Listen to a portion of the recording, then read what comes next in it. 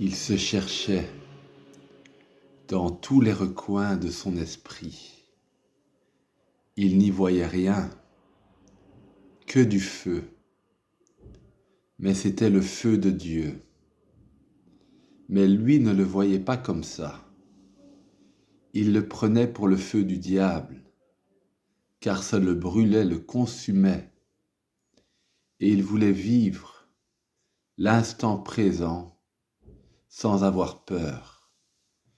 Mais cela lui était impossible, car la peur l'avait capturé pour lui en faire son esclave. Alors il voulait l'aimer, cette peur, pour devenir elle, pour fusionner avec elle, accepter de trembler sans plus jamais bouger.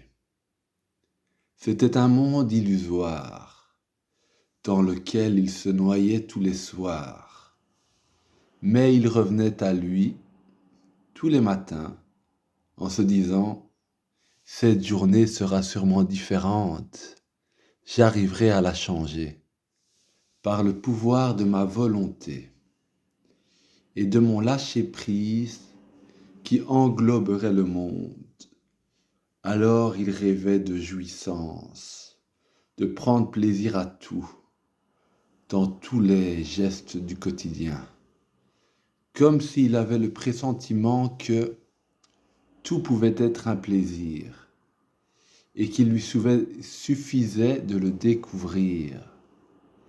Y arriverait-il, lui l'enfant du celui qui sait, sait.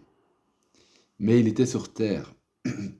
Il avait un savoir inné en lui, comme si les portes s'ouvraient en lui et il n'avait plus qu'à les ouvrir pour découvrir que tout était déjà là, devant lui depuis toujours, comme un amour originel qui ne le quittait plus, car il voulait la retrouver, sa bien-aimée, partie loin derrière.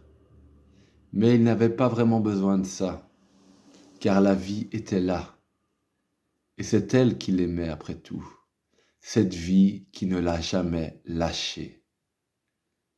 Il fusionnera avec elle pour l'éternité